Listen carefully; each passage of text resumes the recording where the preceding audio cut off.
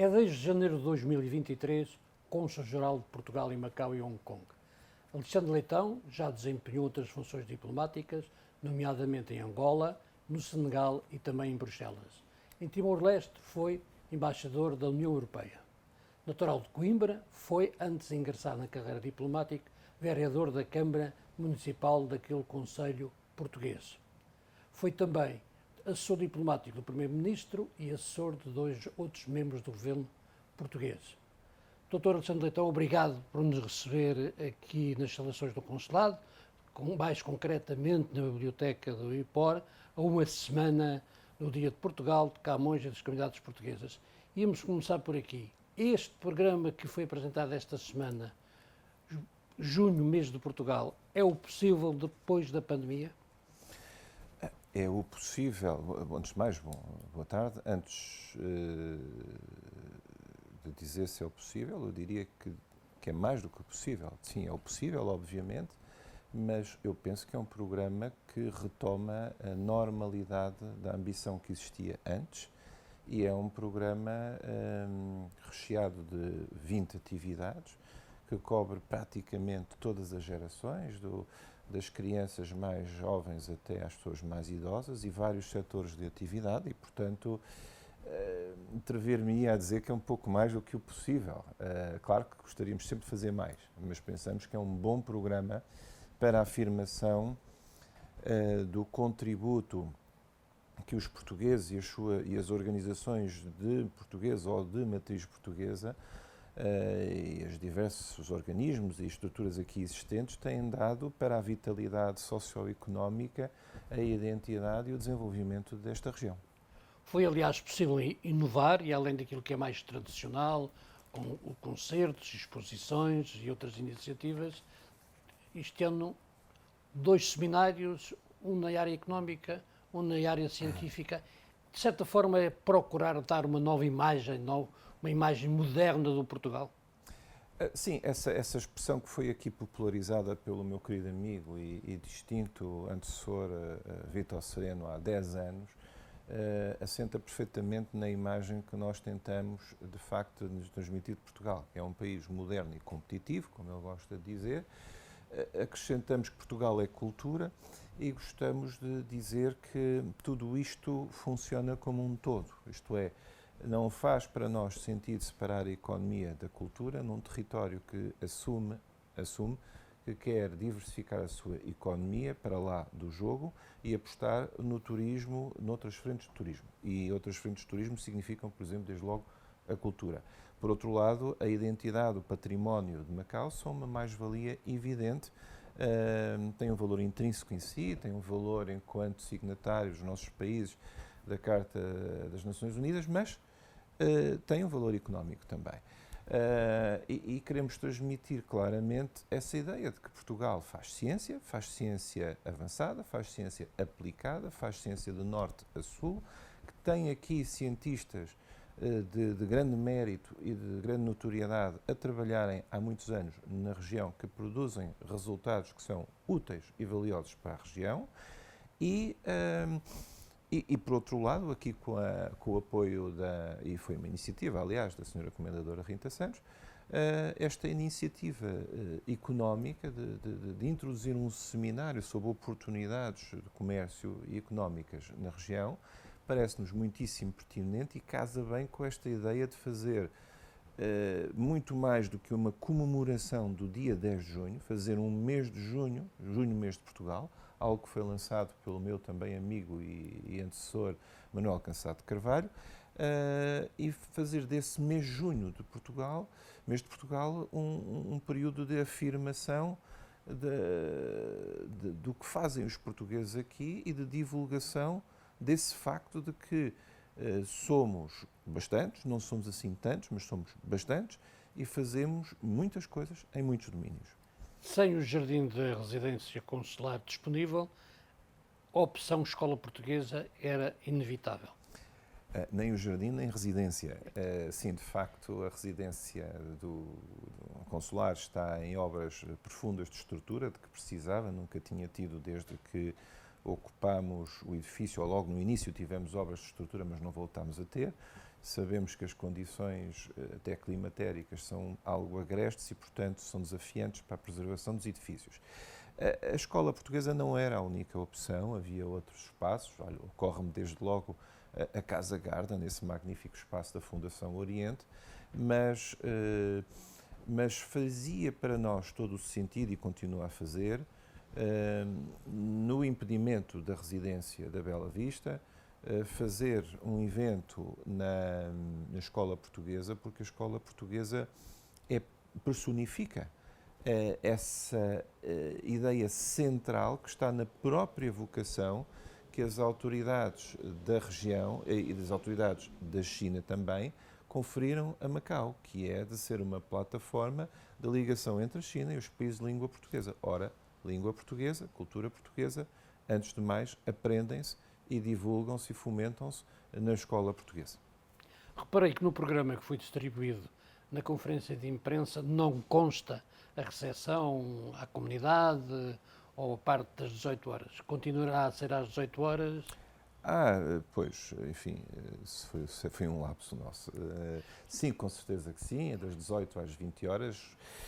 Desta vez vamos ser um pouco mais rigorosos com os horários e com a lotação, porque não estamos em nossa casa, embora consideremos a Escola Portuguesa de Macau uma casa nossa e o Estado português seja o acionista maioritário da Fundação, mas de facto a escola obedece a regras próprias, a regras que são estabelecidas pelo Ministério da Educação, a regras da região administrativa especial de Macau e, portanto, pediremos a compreensão das pessoas que nos derem o prazer de participar para o facto de haver, por um lado, lotação limitada, e, por outro lado, porventura, temos mesmo que sair por volta das 20 horas. Junto à comunidade, em vários anos, a questão do convite, há convite, não há convite, como é que o Cônsul-Geral este ano perspectiva, até com apesar de até com estes condicionamentos que acabou de... Pois eu fiquei um pouco surpreendido quando cheguei a Macau, porque, enfim, por todos os países onde passei, fez o favor de referir a minha parte curricular. Eu queria, no entanto, dizer que comecei a trabalhar aos 18 anos, setor privado, e fui muitos anos também professor, e, portanto, a minha vida não foi só diplomacia ou aquela passagem pela política. Então, já agora, deixe-me dizer que é licenciado em Geografia pela Universidade de Coimbra e foi precisamente lecionar essa disciplina que iniciou a sua carreira.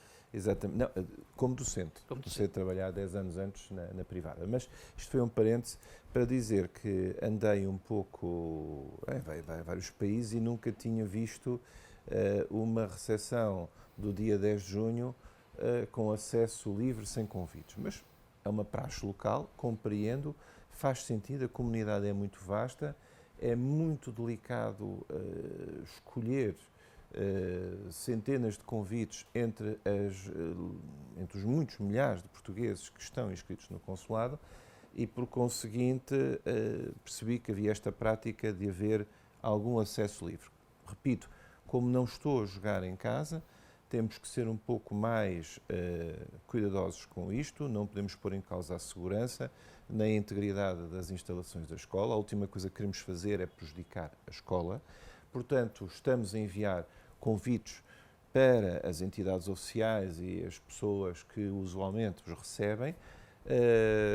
O acesso a quem não tenha convite continua a ser possível, apenas sujeito a esta lotação, que eu espero que todos compreendam. Vamos ter intervenções do Cônsul-Geral, do representante do Governo português, o Secretário de Estado da Presidência do Conselho de Ministros. Está confirmado neste momento a presença do chefe do Executivo, que também é, digamos, habitual nesta recepção. É habitual, mas é sempre de valorizar e de realçar. O senhor chefe do Executivo dá-nos a honra de estar, de participar no 10 de junho e é também importante o facto de ser na escola portuguesa, porque o senhor chefe do Executivo tem dedicado uma atenção muito particular à escola portuguesa nos vários encontros que tivemos, a sós ou com o embaixador de Portugal. Tive a oportunidade de verificar o seu interesse e a sua vontade efetiva de ajudar a resolver vários problemas da escola. E, portanto, é também por aí também é muito significativo que o chefe do Executivo tenha aceitado estar presente na Escola Portuguesa, comemorar com a comunidade portuguesa o Dia de Portugal, de Camões e das comunidades portuguesas.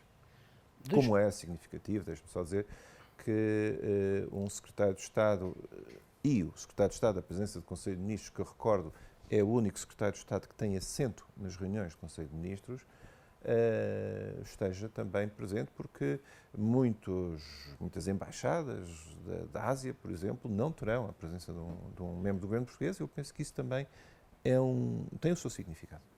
Desde que chegou para iniciar funções em janeiro, o chefe do Executivo visitou Portugal, a secretária para os Assuntos Sociais e Cultura visitou Portugal. Que significado, ou como é que olha para estas duas visitas, e elas representam de certa forma, ou podem representar de certa forma, uma nova etapa no relacionamento entre Portugal e Macau? Bom, eu interpreto desde logo essas duas visitas, e permita-me que destaque a do Sr. Chefe do Executivo, até porque ele também levou outros secretários com ele, destaque o facto de ter escolhido, eu sei que é tradição, mas as tradições às vezes acabam-se, ou rompem-se, ou suspendem-se. E o Sr. Chefe do Executivo optou por manter a tradição de a primeira viagem ao estrangeiro ser feita a Portugal. Claro que, por circunstâncias conhecidas da Covid, demorou mais do que de costume, mas é para nós muito significativo que tenha desejado ir a Portugal antes de mais. Fiquei feliz por constatar que ele foi recebido a um nível que traduziu a especificidade de Macau no mapa mental político português. Isto é, em bom rigor, o senhor chefe do Executivo foi recebido em Portugal como se fosse um primeiro-ministro. Não teria que ser assim protocolarmente, mas foi, e isso tem um significado claro para nós, Portugal. Macau continua a ser especial e, portanto, fico feliz desde logo pelo nível de interlocução política com o Sr. Presidente da República, com o Sr. Primeiro-Ministro, com o Sr. Ministro dos Negócios Estrangeiros, e também recebido na Câmara Municipal de Lisboa. Fico satisfeito porque me dizem os elementos das comitivas empresarial, turística e outras que foram, que houve muitas reuniões, muitas visitas, muitos intercâmbios. Penso que a ação de promoção turística de Macau no Terreiro do Paço, na Praça do Comércio, foi muito significativa e atraiu a atenção não só de muitos portugueses, mas como Portugal é hoje um país também muito procurado por turistas, muitos turistas de vários pontos do mundo descobriram ali que existia Macau, que não... Para quem vive para o Ocidente, ali à volta do Oceano Atlântico, não é assim tão evidente. E, portanto, eu acho que, e penso que nos encontros que alguns empresários e agentes económicos tiveram com contrapartes portugueses, ficou clara a ideia de que Portugal é hoje um país muito desenvolvido em algumas áreas tecnológicas, desde as tecnologias da informação a toda a parte da sustentabilidade, seja ela verde ou azul e por aí fora. E isso é importantíssimo porque pode constituir um domínio de reforço das parcerias entre Portugal e Macau e a Grande Baía. Nessa perspectiva, podemos ter mais Portugal e Macau como? Eu gostaria, de facto, muito. Como disse desde quando cheguei aqui, no domínio económico, nós tínhamos duas missões que nos são conferidas pelo governo português, como são conferidas, penso eu, a qualquer colega em qualquer parte do mundo, que é o reforço das relações comerciais, das transações, que estão hoje muito abaixo do que já foram, e o reforço do investimento chinês, da Grande Baía, maquense, em Portugal. Mas há esta terceira frente, que é a presença portuguesa aqui, o investimento aqui, as parcerias económicas que podem ser sediadas ou terem delegações aqui. Não há nada que o impeça. Esta é uma estrada de duas vias, duas direções, e penso que aqui, para fazermos isto, o que nós procuramos com o novo delegado da AICEP, Dr. Bernardo Pinho, que chegou 4 dias depois de mim, foi percebermos em que é que Portugal pode ser verdadeiramente útil.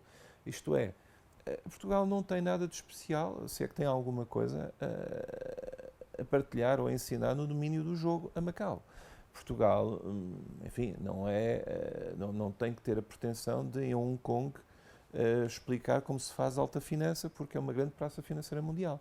Mas nestes domínios da tecnologia, da saúde, que o Sr. Chefe do Executivo tem referido muitas vezes, e aliás ele veio de Portugal referindo vários domínios, da sustentabilidade, de todo o processo que em Portugal está em curso desde 2005 de descarbonização da economia, e nessa especialidade que Portugal assumiu como prioritária nos últimos anos, passando das palavras de décadas à ação e à realização através de startups de investigação, de incubação, de empresas, no domínio da economia azul. Fui vice-presidente da comissão organizadora da Conferência dos Oceanos das Nações Unidas, que decorreu o ano passado em Portugal. Sim.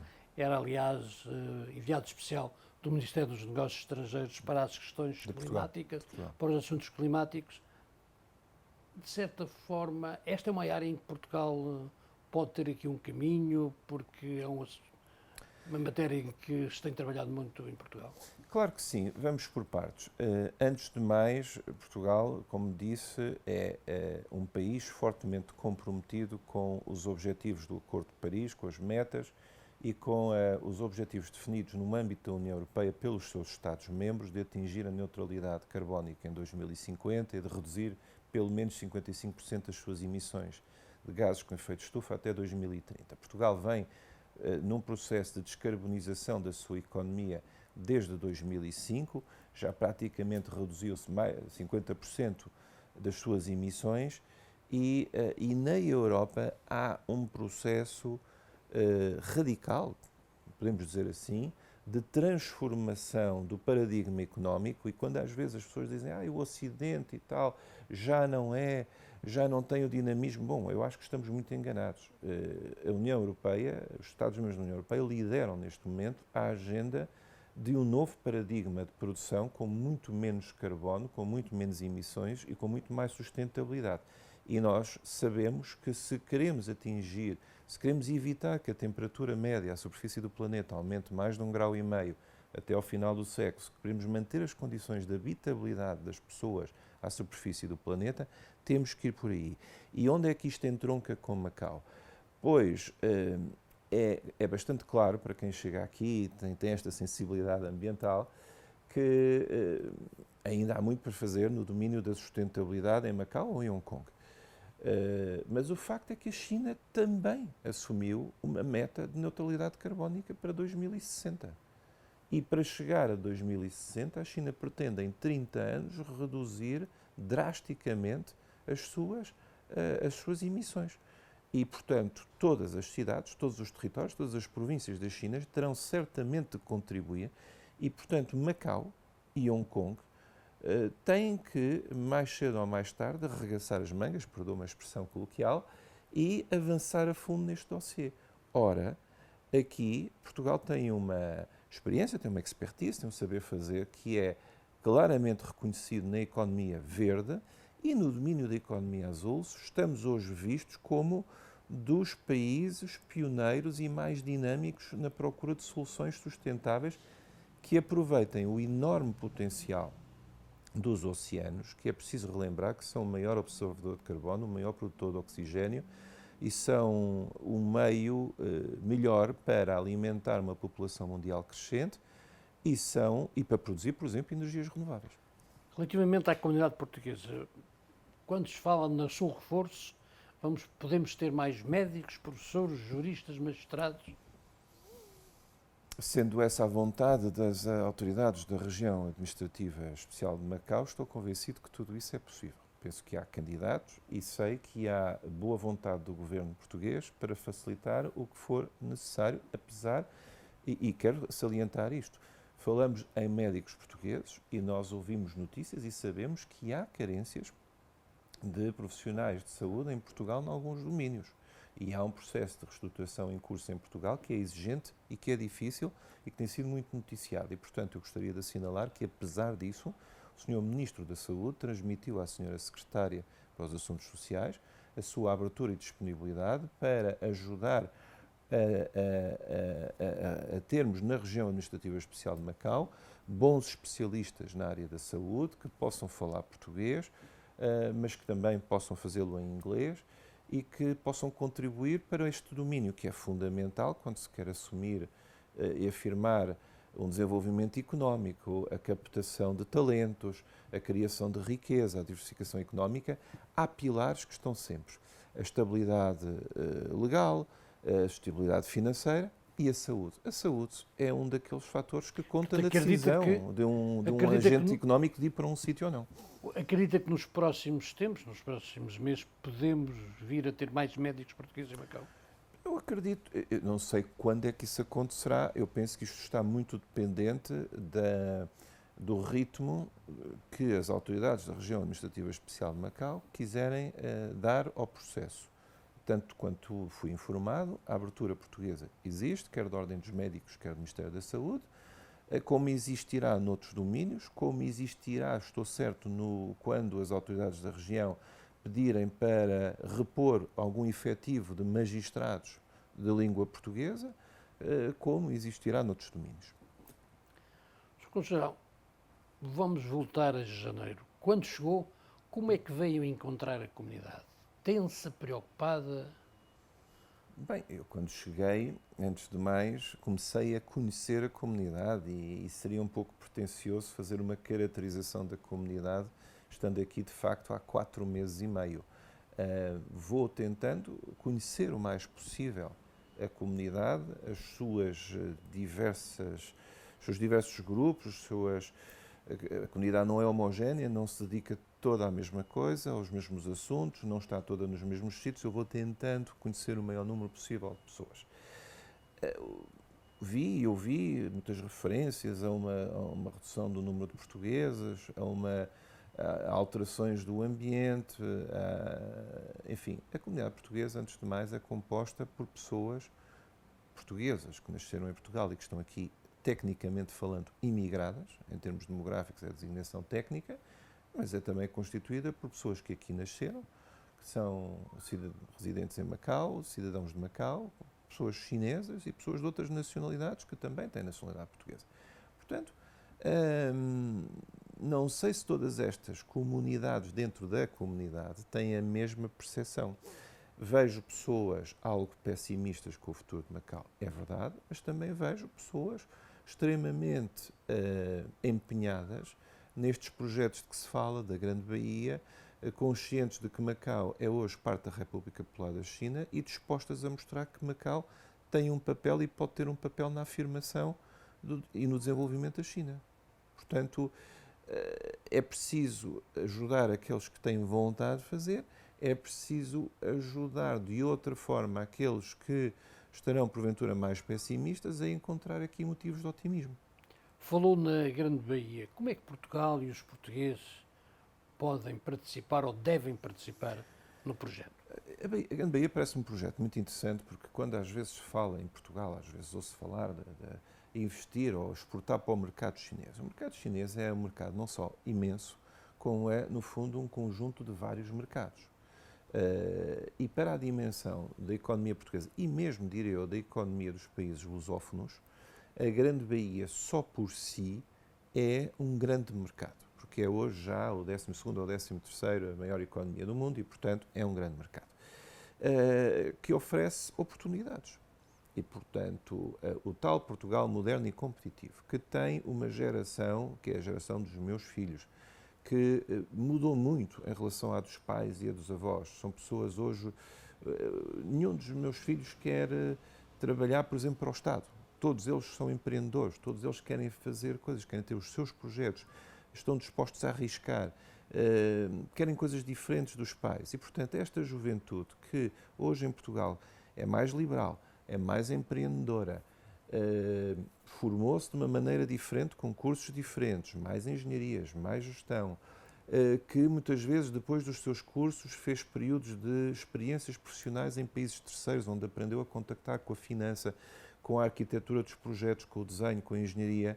Estes jovens estão hoje com vontade, não só preparados, mas com vontade de arriscar, e por isso é que há em Portugal tantas startups, tantas empresas a começar, tantos projetos interessantes que precisam de ser alavancados e precisam de ganhar escala. Ora, a Grande Baía parece-me ser também um um espaço interessante, partindo de Macau, que é uma plataforma onde há uma segurança jurídica, ou melhor, um conforto jurídico e um conforto linguístico e um conforto da comunidade portuguesa. Portanto, é uma excelente plataforma para, a partir de Macau, se trabalhar com vista ao mercado regional, porque, de facto, isto é muito interessante para os jovens portugueses, os jovens brasileiros, os jovens angolanos e outros, estarem num sítio onde há muitos falantes da sua língua, onde o direito é muito inspirado no direito de matriz portuguesa, como todos os outros países da língua portuguesa.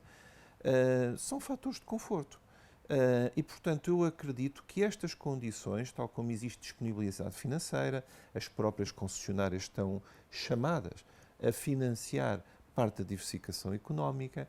Portanto, há aqui um caldo de cultura, há aqui um ecossistema, como agora se diz muito, que me parece muito favorável a um investimento na inovação e em novos domínios. E penso que os jovens portugueses estão preparados. Obviamente, há empresas que não são só de jovens, há empresas boas, grandes, dinâmicas, mais antigas, e até há aqui, por exemplo, empresas na área da saúde, falamos muito nisso, há aqui duas portuguesas estabelecidas já há alguns anos, com um trabalho notável e com exportação e contributo para a inovação. Acha que há aqui um campo fértil para a presença portuguesa? Acho que há um campo fértil para a presença portuguesa e lusófona, querendo as autoridades da região administrativa especial que isso aconteça e percebendo que competem numa região que vai mais ou menos de Bangkok, de Singapura até ao Japão, em que todas as cidades e regiões competem entre si, naturalmente põem em cima da mesa vantagens competitivas. E, portanto, obviamente que aqui Macau, Hong Kong, Shenzhen, Guangzhou têm que competir, têm que apresentar argumentos para atrair pessoas que podem estar a pensar onde é que vão instalar o seu projeto e podem instalá-lo em Singapura, como podem instalá-lo em Hong Kong ou em Macau, como podem ir para Qingdao, como podem ir para Seul ou para o Japão. E, portanto, aqui essa é a competição do mercado e, portanto, aí tem que haver essa Há, de qualquer forma, algumas questões ainda para resolver. Mas Macau tem vantagens, aquelas que eu anunciei, tem, face a esses competidores, Macau tem algumas vantagens de conforto para quem fala português e tem uma cultura jurídica e uma cultura em geral lusófona, que acho que vale a pena preservar também por isso, porque isso é um fator de atração de investimento. Há algumas questões que têm que ser resolvidas na área do direito. Recentemente ouvi o Cônsul-Geral defender a possibilidade da própria língua portuguesa ser não língua de trabalho na zona aprofundada. Essas são questões que é preciso definir. Perguntaram-me numa visita à zona de cooperação aprofundada da Ilha da Montanha, perguntaram-me se a Enchim tinha condições para atrair e se os incentivos oferecidos pelas autoridades poderiam convencer as empresas. Eu respondi o que eu tinha a dizer. Quer dizer, primeiro, eu não falo em nome das empresas, mas falo com as empresas e sei o que as interessa. Nós vemos uma grande intensidade de comunicação das autoridades chinesas e das próprias autoridades de Macau na promoção de Hanshin, da Zona de Cooperação Aprofundada. Pois bem, se a ideia é levar empresas lusófonas, e há muitas pessoas que eu conheço que têm empresas e que são grandes empreendedores e que não falam inglês e não falam mandarim, nem chinês, nem cantonês, e que se sentem confortáveis e estão habituados a um universo jurídico, que é um universo de matriz portuguesa, mas que é muito replicado no Brasil, em Angola, em Moçambique, pois é evidente, não é aqui nenhuma novidade, dizer que para estes atores económicos seria extremamente confortável se, à imagem do que acontece em Macau, o futuro direito da zona de cooperação aprofundada, porque eu entendo que este é um processo em desenvolvimento, pudesse ter a maior proximidade possível com o direito português, se a língua de trabalho da administração da zona de cooperação aprofundada pudesse, à imagem do que acontece aqui, que o português pudesse ser uma língua de trabalho, e já agora, que a escola portuguesa que falávamos, pudesse, por exemplo, ter um dia, porque não, um polo ali e até noutras cidades da Grande Bahia. Estes são fatores que ajudam, provavelmente, alguns agentes, não direi todos, mas alguns poderão ser sensíveis a estes fatores. Fórum Macau, o que é que Portugal pretende para o Fórum Macau, atendendo que provavelmente no ano de 2023 vamos ter grandes novidades, provavelmente pode realizar-se a Conferência Ministerial. Portugal segue com muita atenção a evolução do Fórum de Macau, que já está a fazer 20 anos e que pode concretizar as expectativas que foram sendo criadas ao longo destes anos.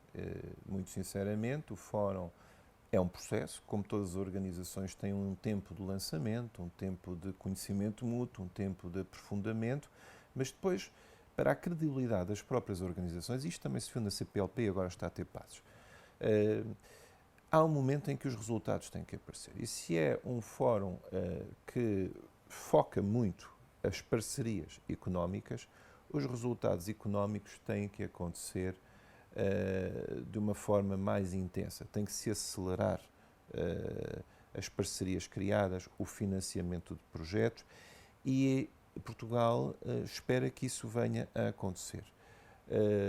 Esperamos que os países que estão representados junto do Fórum tenham um papel mais ativo, por exemplo, quando falamos do fundo, que possa haver uma colegialidade maior, no sentido, pelo menos... O fundo, como existe, tem que ser reestruturado. Eu preferia, não me compete a mim, porque, como sabe, o fundo é seguido pela Embaixada. Eu diria apenas que, se olharmos para os projetos efetivamente apoiados, pensamos que poderíamos ter ido já mais longe. E que, para ir mais longe, é importante que os projetos sejam identificados coletivamente, colegialmente. Temos tudo a ganhar se o projeto que é para fazer no país A for do conhecimento dos outros e se houver, por exemplo, um comitê de seguimento, um steering committee, o que lhe quiserem chamar, que pelo menos imita um parecer, que imita uma opinião que possa ajudar também as autoridades chinesas a identificarem quais são os investimentos mais oportunos ou quais são os aspectos a corrigir. Quando nestas coisas, obviamente, à porta fechada, entre os países que estão ali representados e nos organismos próprios, quanto mais diálogo houver e mais clareza, melhor será, porque todos vão aderir com mais intensidade e que certamente apresentar mais e melhores oportunidades de investimento e, no fundo, de apresentar os resultados que foram esperados quando se criou o Fórum. Já falámos aqui nas obras na residência, estão neste momento a decorrer. As obras no interior serão da responsabilidade do Estado português e vamos também ter obras no consulado. Espero que sim. Elas estão previstas há muitos anos, por razões diversas, e aqui a Covid afetou o mundo inteiro financeiramente. Não avançou, mas este edifício teve obras de estrutura há cerca de 30 anos, quase, e precisa, e portanto está em curso esse processo, que tem as fases que imagina que são sempre um pouco morosas e complexas, porque a lei da contratação pública exige procedimentos de clareza, transparência e rigor, mas penso, pelo menos, que está a andar, e espero que tenho alguma esperança de que possamos no ano que vem fazer ou começar as obras, porque elas vão ser muito significativas.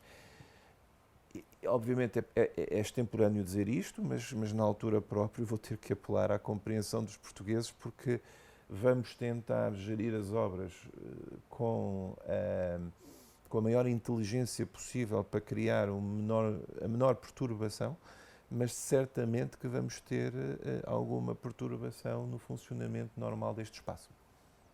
O grande problema do consulado não é de hoje, não é de ontem, provavelmente continuará a ser de amanhã, é a questão da renovação dos documentos. Há uma lista muito grande. É uma questão que não é para resolver de hoje para amanhã. Certamente, que esperança é que pode dar aos membros da comunidade portuguesa de que o processo vai ficar um pouco melhor? Eu gosto muito pouco de dar esperanças que não tenho a certeza de poder concretizar, mas tenho esse dever, enquanto Cônsul-Geral, de dizer à comunidade que as situações mais sérias são sempre atendidas e resolvidas.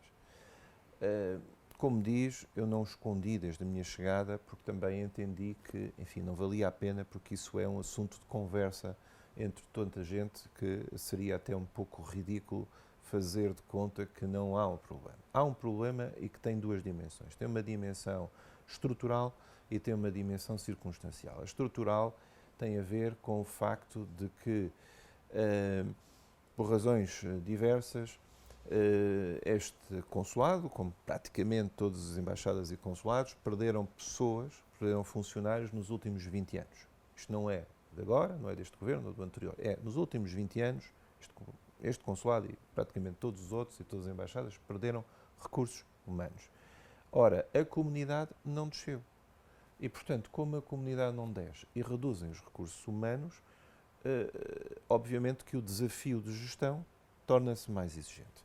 E este só tem uma solução efetiva, que é haver no diálogo entre o Ministério dos Negócios Estrangeiros e o Ministério das Finanças a capacidade de repor algum do efetivo perdido, não só em Macau, mas um pouco por toda a parte. E esta é uma questão que me ultrapassa a mim e até ultrapassa um pouco o Ministro dos Negócios Estrangeiros. É uma questão que já houve aqui um passo intermédio, que é agora cada funcionário que sair pode ser automaticamente substituído sem ser pedido ao Ministério das Finanças a autorização. Já é um passo, quem conhece a administração portuguesa sabe que isto já é um passo importante. Os Ministros das Finanças são sempre muito ciosos dos seus poderes.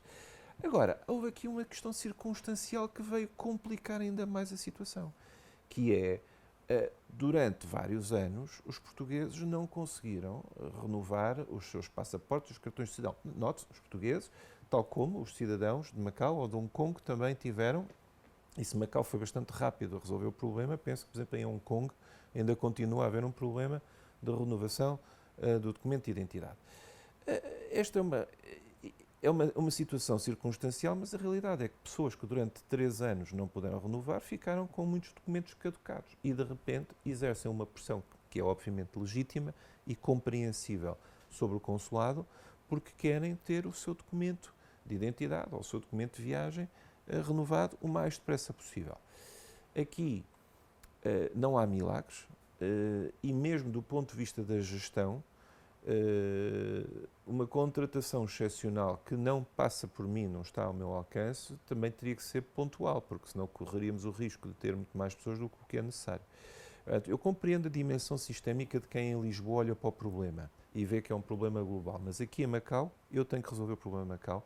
É em Macau que eu estou, não estou nos outros sítios. E como estou em Macau, o que é que fizemos?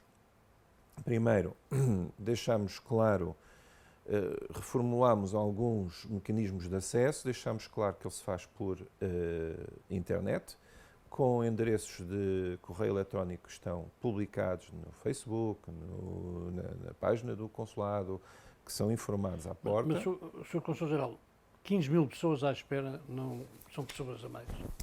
São as pessoas previsíveis se tiverem em conta que a percentagem de 15 mil pessoas não é uma percentagem assim tão grande do universo dos portugueses. Portanto, o simples facto de haver tantos portugueses faz com que em 3 anos um número, e se tivermos em conta que a validade dos documentos de identidade é de 5 anos, por exemplo, para um passaporte, isso significa que Portugal, que aqui este consulado teria que renovar tem que renovar na ordem dos 25 a 30 mil passaportes por ano, para, se toda a gente quiser ter os seus documentos de viagem em ordem. Neste momento são 130 por dia. Isto dá-nos uma dimensão da escala. E, portanto, exatamente, são 130 e quando aqui cheguei em janeiro eram 100. Nós, graças aos esforços dos trabalhadores, conseguimos aumentar. Porque estes números, já ouvimos vários números, a ideia de que havia 100 mil passaportes, parece que o número neste momento de inscritos poderá rondar mais os 150 mil, 160 mil. Sim. E, portanto, é fazer as contas. Dividir por 5 anos é perceber como é que temos que ter meios físicos, equipamentos e temos que ter recursos humanos, mas eu não posso também pegar nos recursos humanos todos e pô-los a fazer só isso, até porque não tenho equipamentos, porque aí deixo de poder atender os vistos, o notariado, o registro civil, que são áreas em que, apesar de tudo, os prazos de espera não têm nada a ver e tenciono não os deixar deslizar. Portanto, ontem dizia uma colega sua, é a velha clássica questão de destapar os pés para tapar o pescoço. Temos de tentar evitar isto. Como é que fazemos isto? Insistindo com Lisboa para ter mais recursos humanos. Temos agora uma pessoa que vem trazer um reforço sério. motivando os nossos trabalhadores para aumentarem o seu rendimento. Para alguns isso é praticamente impossível, porque eu tenho a consciência que dão tudo, dão imenso, e estou-lhes profundamente gratos. Para outros há ainda um esforço a fazer, e foi esse esforço de racionalização dos procedimentos que permitiu que passássemos de 100 para 130. Agora, Mas neste momento é difícil crescer mais, nessa perspectiva. não conseguimos fazer mais, e há aqui um princípio que eu quero aproveitar esta oportunidade para dizer, porque eu penso que é compreensível e é aquilo que constitucionalmente estamos obrigados a fazer. Se duas pessoas têm exatamente a mesma necessidade, por exemplo, renovar um passaporte porque querem ambas ir de férias, o único critério justo e transparente é a primeira pessoa a pedir a marcação na internet tem que ser atendida antes da segunda. E não, as férias da pessoa A não são mais importantes que as férias da pessoa B, sendo que eu compreendo perfeitamente que ao fim de 3 anos sem ir ao estrangeiro as pessoas possam e precisem ter férias. Mas eu estou cerceado pela minha liberdade. O que é que nós fizemos? Além de aumentar este número, criámos aqui um mecanismo de pedidos excepcionais para situações críticas, situações verdadeiramente muito urgentes, e que é decidido por mim, com base em parceiros da minha equipe, mas é decidido por mim, porque isso permite-me também ter uma fotografia do que está a acontecer. Para reduzir o tempo de espera, que por enquanto é impossível. O tempo de espera para situações normais parece-me impossível neste momento, enquanto não tiver recursos. Poderemos aumentar ligeiramente a produtividade, mas não muito mais. Mas também quero aqui deixar uma mensagem de alguma forma, de mitigação deste problema. Se eu sei que não vou sair nos próximos 8 meses ou 9 do país, porquê que eu tenho urgência em tratar do passaporte agora e não posso tratar daqui a 6 meses? O facto de se marcar para daqui a 6 meses não é necessariamente uma situação grave para quem quer que seja. Só é para aqueles que têm mesmo que por razões imperiosas, viajar agora. E os que têm razões verdadeiramente imperiosas, de saúde, prestação de assistência a familiares, pessoas que vão estudar, esses nós temos conseguido resolver. Porque, curiosamente, apesar de estarem tapadas as vagas, há sempre pessoas que não vêm. E então, isto é impossível de prever, mas enfim, temos mais ou menos uma ideia do número de pessoas que diariamente faltam. Aquilo que na aviação se chama no-show. Então, temos vindo a aceitar os casos urgentes, confiando que há sempre uma ou outra janela para poder atender aquela pessoa. Está previsto, nunca foi criado. Estou a falar do Conselho Consultivo das Comunidades. Vai avançar com a sua criação? Sim, claro. A lei diz que ele deve existir, o regulamento consular diz que ele deve existir e vai existir. E vai existir no prazo que a lei me dá para o fazer, que é 6 meses. E, portanto, até ao dia 20 de julho deste ano haverá um Conselho Consultivo. Já temos nomes? Ainda não. Vamos lá ver. Há nomes que são inerentes. Desde logo os 3, eu e os 3 conselheiros das comunidades portuguesas, porque os conselheiros das comunidades portuguesas da área da jurisdição consular têm assento por inerência. E, portanto, a doutora Rita Santos, o engenheiro Gilberto e o engenheiro Mendes Justo estão neste conselho. Depois haverá um funcionário do consulado técnico especialista, e estará também a doutora Patrícia Ribeiro, que dirige no terreno o IPOR, e que, portanto, o IPOR tem a vocação tem esta tutela sobre a língua portuguesa na Ásia toda agora. Portanto, depois há 6 membros que eu vou nomear e alguns já foram convidados e aceitaram, mas ainda não está constituído o elenco e, portanto, prefiro não dizer, porque não iria agora convidar as pessoas pela televisão. Consul-Geral, Dr. Alexandre Leitão, Escola Portuguesa, o que se pode esperar nos próximos tempos?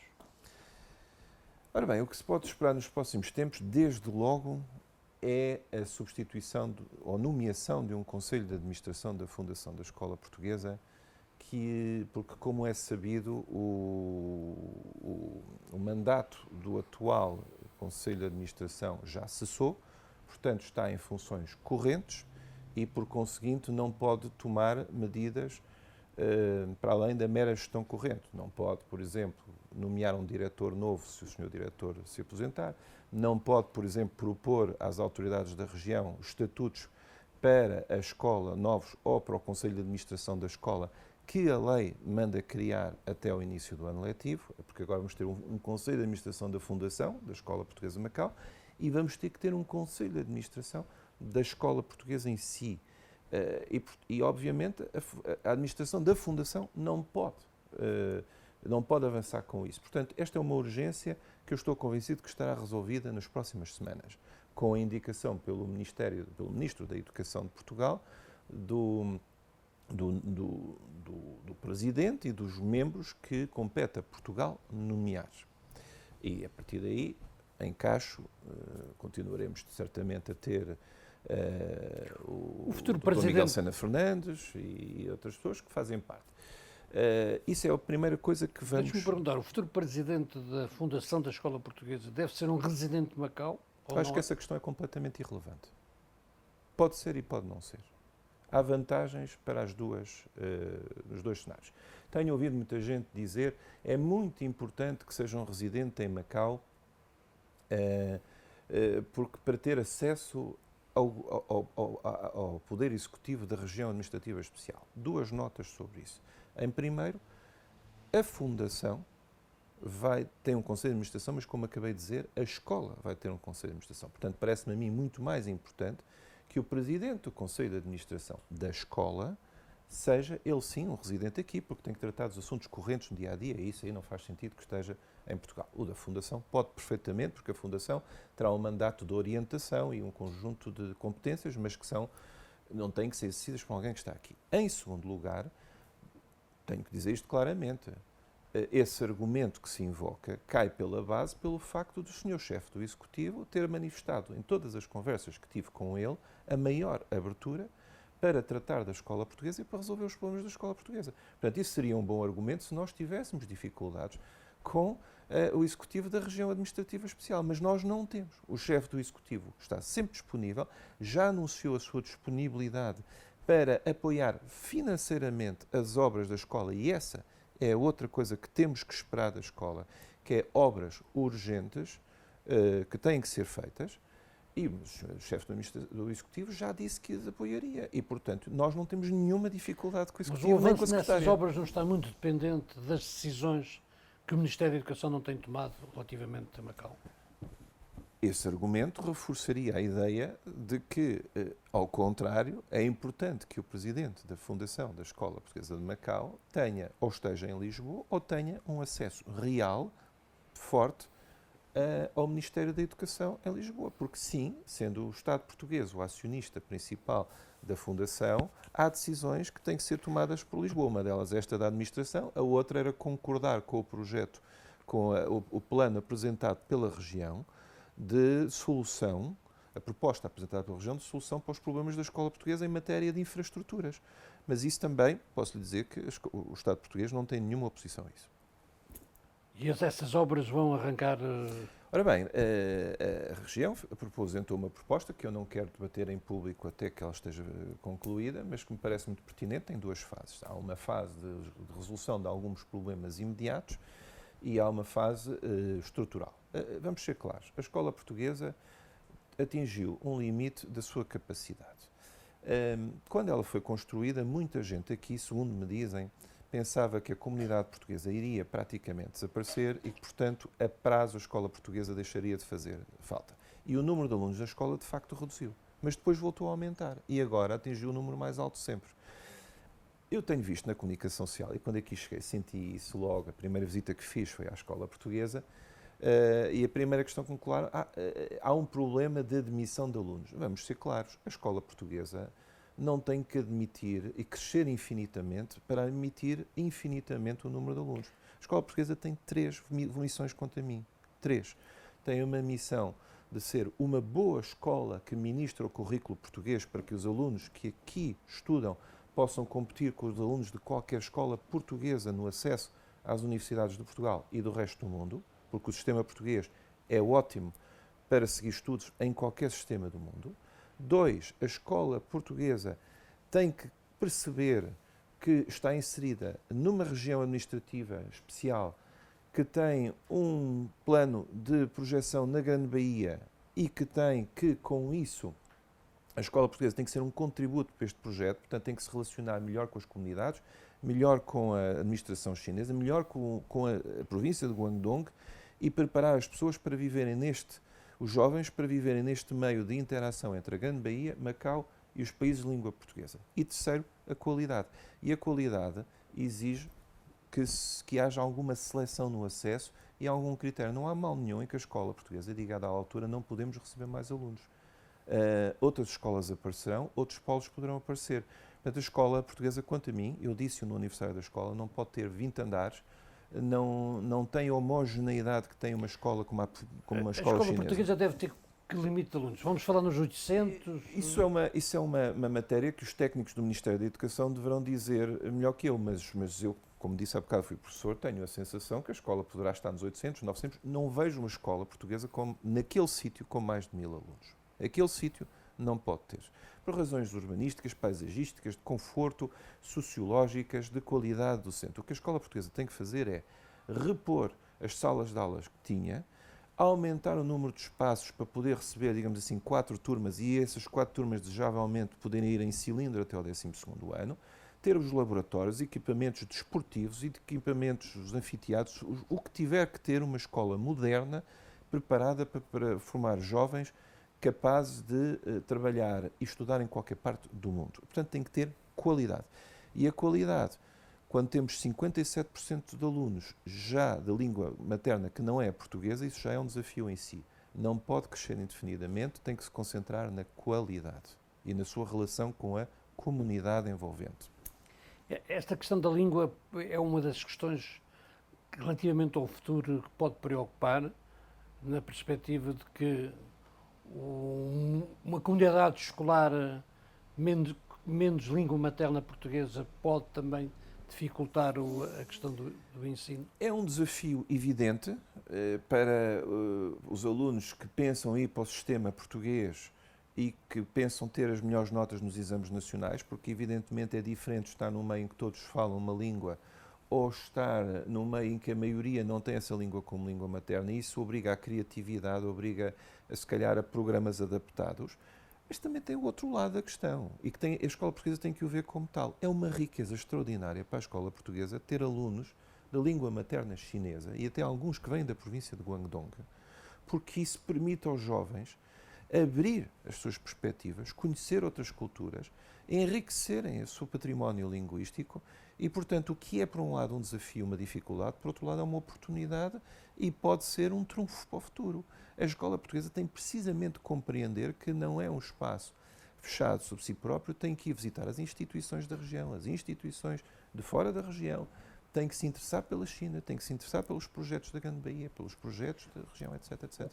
O que é claro é que há uma certa urgência numa série de decisões para que até se avance para essa. As decisões são muito simples, é avançar com o projeto, com as especialidades das obras, fazer as obras num prazo rápido para que deixemos de ter este problema da escola estar com alguns equipamentos em falta ou com algumas salas já insuficientes ou com algumas carências que podem ser resolvidas com dinheiro e com obra,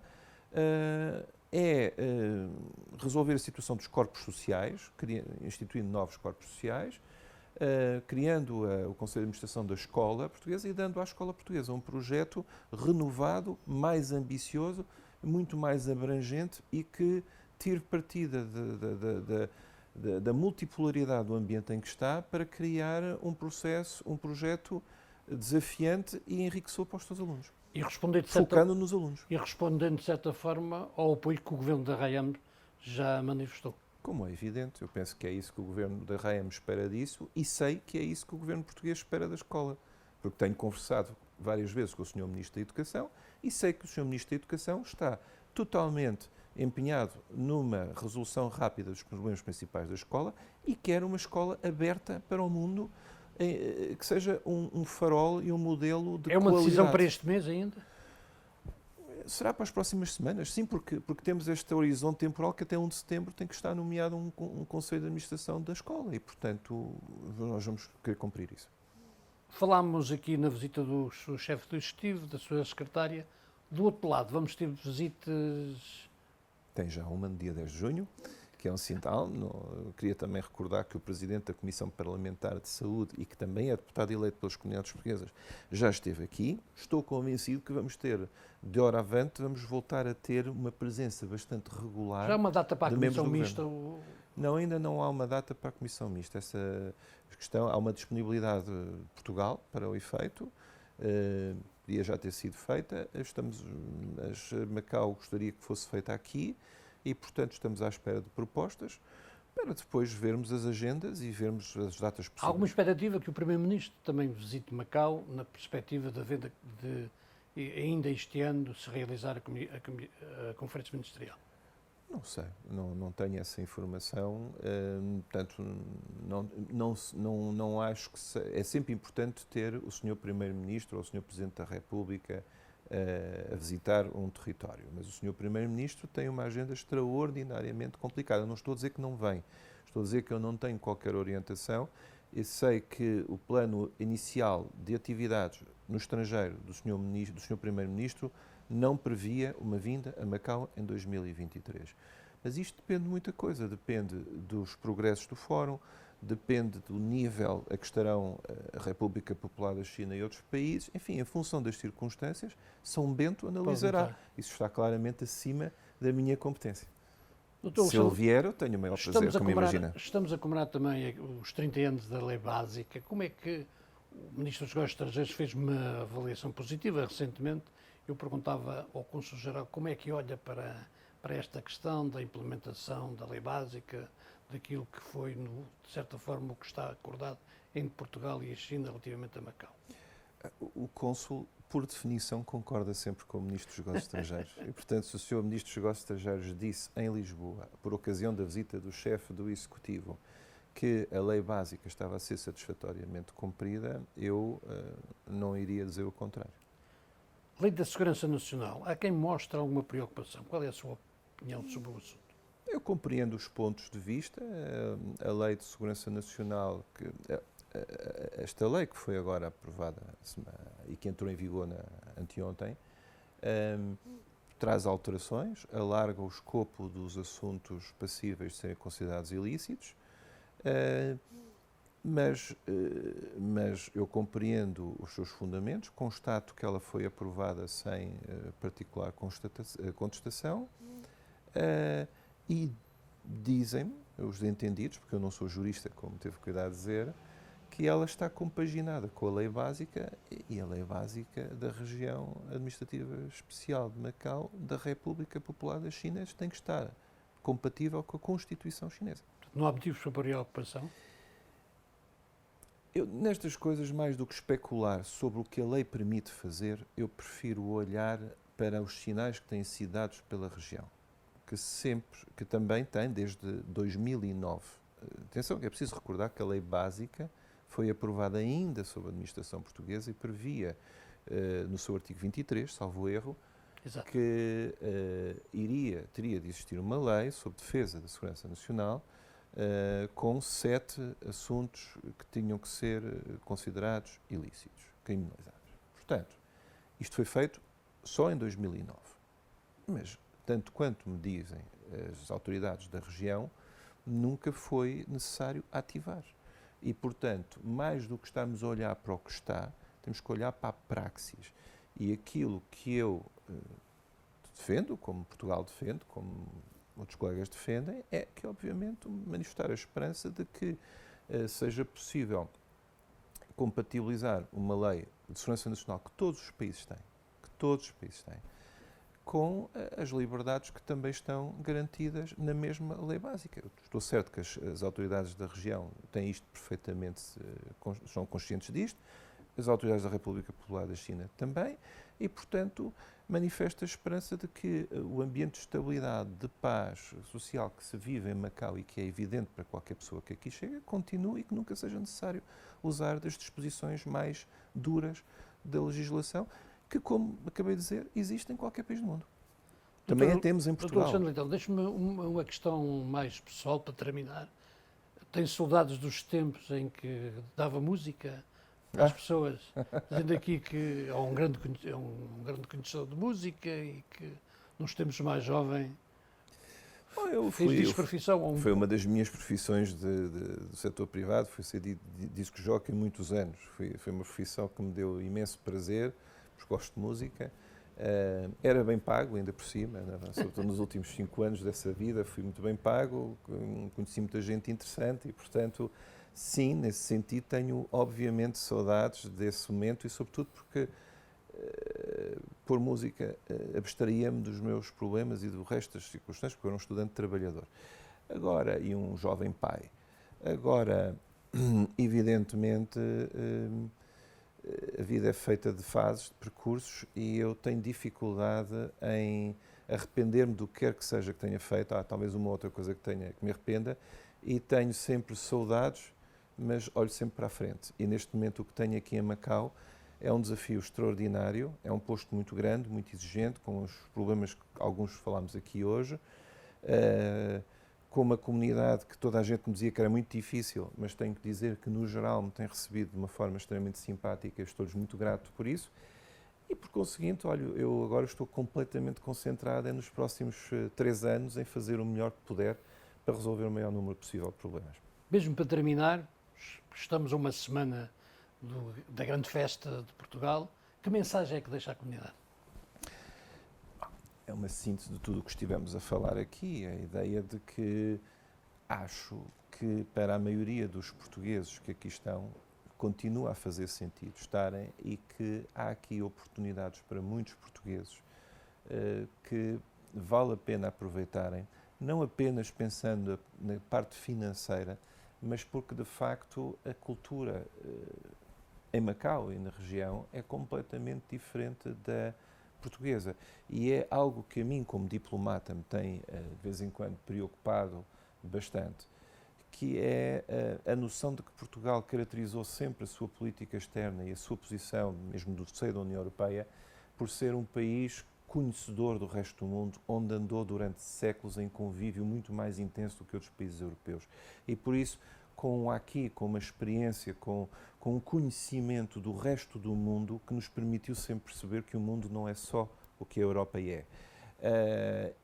E às vezes assisto com alguma preocupação a uma espécie de eurocentrismo que não me parece bom. Acho que Portugal tem tudo a ganhar em continuar a manter abertura e conhecimento do resto do mundo, e a vinda de qualquer português, seja qual for a sua idade, para Macau e a descoberta do meio envolvente também é uma forma de enriquecer não só a pessoa, mas o próprio país.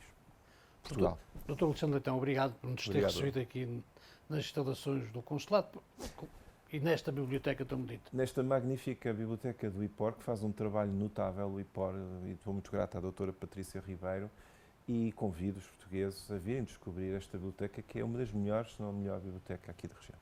Obrigado. Obrigado. A entrevista do Cônsul-Geral de Portugal em Macau e em Hong Kong, Alexandre Leitão, está também disponível nas plataformas digitais da TDM, quer na versão áudio, quer na versão vídeo.